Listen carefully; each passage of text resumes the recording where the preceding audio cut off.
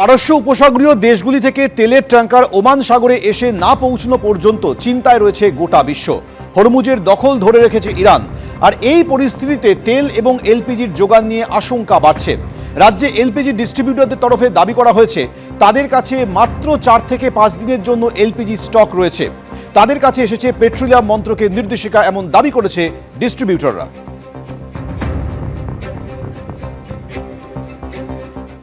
একটা আওয়াজ আসছে ইরানের থেকে, যারা গালফ কান্ট্রিকে অ্যাটাক করবে না, খালি ইসরায়েল এবং আমেরিকাকে অ্যাটাক করবে। এবং যদি এটা হয়ে থাকে যে ওনাদের প্রেসিডেন্ট, আপনি যেটা বলছেন নিশ্চয়ই এটা হয়েছে যে প্রেসিডেন্ট বলেছেন, তাহলে সেটা একটা অন্য দিগন্ত দিচ্ছে। তাহলে ইরান তাদের সমস্ত শক্তি এক জায়গায় করছে, একত্র করছে আমেরিকার জন্য। এবং ইরানের কিন্তু অনেক শক্তি ক্ষয় হয়েছে, কিন্তু জিদ এবং কিছু শক্তি মরণ কামার দেওয়ার জন্য এখনো অবশিষ্ট আছে। এবং সেখানে উদ্যম বা প্রতিঘাত করবার কোনো আমরা দেখতে পাচ্ছি না যে তারা সারেন্ডার করে দেবে এরকম কিছু এক্ষুনি। ক্রমশ ভয়ঙ্কর হচ্ছে পশ্চিম এশিয়ার যুদ্ধ পরিস্থিতি। হামলা পাল্টা হামলা চলছে, এভাবে আরো ভয়ঙ্কর, আরো ঘোরালো হচ্ছে গোটা পশ্চিম এশিয়ার পরিস্থিতি।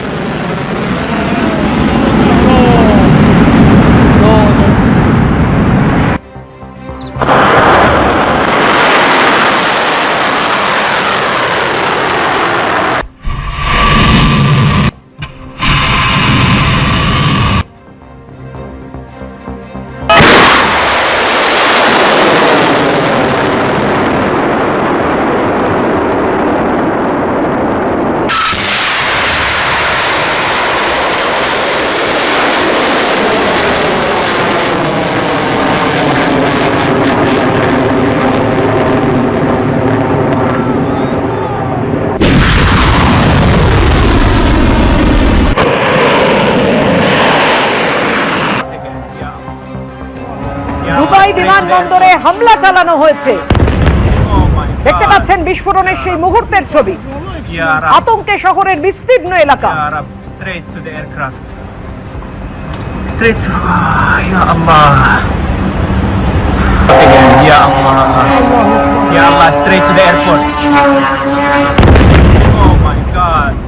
আর এই পরিস্থিতির মধ্যেই পশ্চিম এশিয়ার যুদ্ধে আত্মসমর্পণ ইরানের, এমনটাই দাবি করছেন ডোনাল্ড ট্রাম্প। প্রতিবেশীদের কাছে ইরানের ক্ষমা প্রার্থনার পর দাবি আমেরিকার প্রেসিডেন্টের, প্রতিবেশীদের কাছে ক্ষমা চেয়ে আত্মসমর্পণ করেছে ইরান। আমেরিকার কড়া অবস্থান ও ইসরায়েলের আক্রমণের জেরেই আত্মসমর্পণে বাধ্য হলো ইরান। পশ্চিম এশিয়াকে শাসন করবে বলে ভেবেছিল ইরান, কিন্তু এই প্রথম হার স্বীকার করে নিয়েছে ইরান। ইরান আমাকে ধন্যবাদও জানিয়েছে, দাবি করেছেন আমেরিকার প্রেসিডেন্ট ডোনাল্ড ট্রাম্প। আমিও ইরানকে স্বাগত জানিয়েছি। কটাক্ষ করে ডোনাল্ড ট্রাম্প বলেছেন, ইরান আর পশ্চিম এশিয়ার হিরো নয়, ওরা হেরো। ইরান আর পশ্চিম এশিয়ার হিরো নেই, ওরা হেরো। এভাবেই কটাক্ষ করেছেন ট্রাম্প।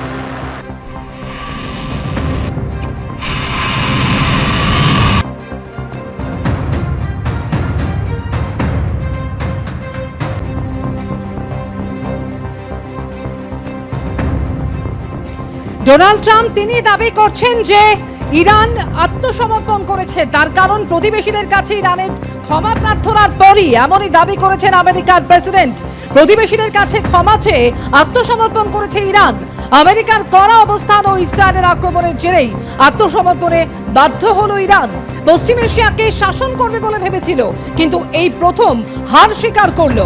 ইরান আমাকে ধন্যবাদও জানিয়েছে, দাবি আমেরিকার প্রেসিডেন্টের।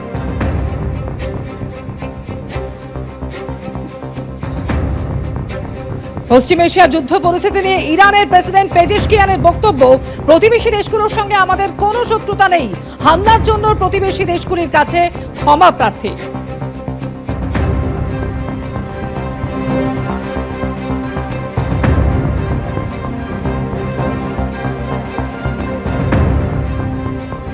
পশ্চিম এশিয়ার যুদ্ধে আত্মসমর্পণ করেছে ইরান, এই দাবি করেছেন আমেরিকার প্রেসিডেন্ট। প্রতিবেশীদের কাছে ইরানের ক্ষমা প্রার্থনা পর এই দাবি করেছেন তিনি বলছেন যে প্রতিবেশীদের কাছে ক্ষমা চেয়ে আত্মসমর্পণ করেছে ইরান।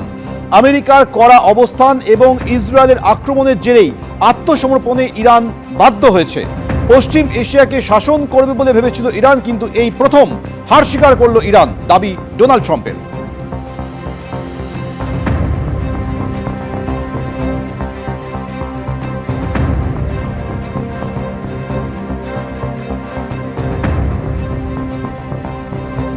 আর আমেরিকা ইসরায়েলের সঙ্গে ইরানের এই যুদ্ধে পরোক্ষভাবে রাশিয়াও কি জড়িয়ে পড়লো, এই প্রশ্ন উঠছে। তার কারণ হোয়াইট হাউসের তরফ থেকে দাবি করা হচ্ছে যে ইরানকে গোয়েন্দা তথ্য দিয়ে হামলায় সাহায্য করছে পুতিন সরকার। গোয়েন্দা তথ্য দিয়ে রাশিয়া যুদ্ধে সাহায্য করছে ইরানকে। ওয়াশিংটন পোস্টের রিপোর্টে এমনই উল্লেখ রয়েছে। ধারাবাহিকভাবে আমেরিকা সম্পর্কে গোয়েন্দা তথ্য দিয়ে ইরানকে সাহায্য করছে রাশিয়া। ইরান যাতে নির্দিষ্ট লক্ষ্যে হামলা চালাতে পারে সেই লক্ষ্যেই এই সাহায্য, অভিযোগ আমেরিকার। যদিও ওয়াশিংটনে অবস্থিত রুশ দূতাবাস এই নিয়ে কোনো প্রতিক্রিয়া দেয়নি।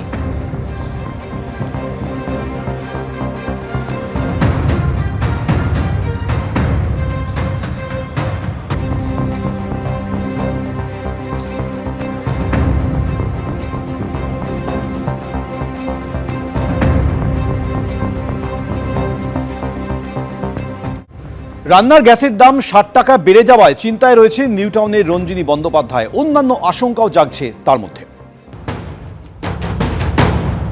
ডোমেস্টিক ভাড়া আর ইন্ডাস্ট্রিয়াল ভাড়ার মধ্যে তফাৎ আছে। ডোমেস্টিক ভাড়া মানে হচ্ছে আমাদের রান্নাঘরে খরচ বেড়ে যাওয়া, আমাদের রোজকার দৈনন্দিন খাবার খরচ, সেটা তো আমরা আর কমাতে পারবো না। তো সেই খরচটা যদি দীর্ঘমেয়াদী হয়, সেই খরচ ভাড়াটা যদি দীর্ঘমেয়াদী হয়, তাহলে আমাদের কিছু খরচ কাটছাট করতে হবে। এছাড়া আমাদের যে গৃহসহায়িক বা সহায়িকা আছে, তারাও তো সবাই এখন রান্নার গ্যাসই ইউজ করে। তো তাদের এনার্জি সোর্সটা কাঠের উনুন থেকে এলপিজিতে অলরেডি শিফট হয়ে গেছে, তো তাদেরও খরচ বাড়বে। এবং আমরা সবাই বাইরে খেতে যাই, খাবার আনাই, সুইগি জোম্যাটোর যুগে সবাই আনাই। তো আমাদের যে বাইরে খাবার খরচটা শুধু বাড়বে নয়, এরকম অনেকেই আছেন যারা ছোটোখাটো ব্যবসা চালান, বাড়িতে নিজস্ব কিচেন চালান, আমরা তাদের থেকে কিনি, তো তাদের খরচও বাড়বে। তারা কিছুদিনেই এই বাড়া খরচটা হয়তো অ্যাবজর্ব করবেন, কিন্তু তারপরে সকলেরই পকেটে টান পড়বে। একেবারে এই আশঙ্কাটাই করছেন প্রত্যেকে, সাধারণ মধ্যবিত্তরা এবং যারা গৃহিণীরা, তারা আরো বেশি আশঙ্কায় ভুগছেন যে কি হবে এবার গেরস্তে। সিলিন্ডার প্রতি 60 টাকা দাম বেড়ে গেছে রান্নার গ্যাসের। একটি সিলিন্ডার বুকিং করলে 21 দিনের আগে করা যাবে না আরেকটি।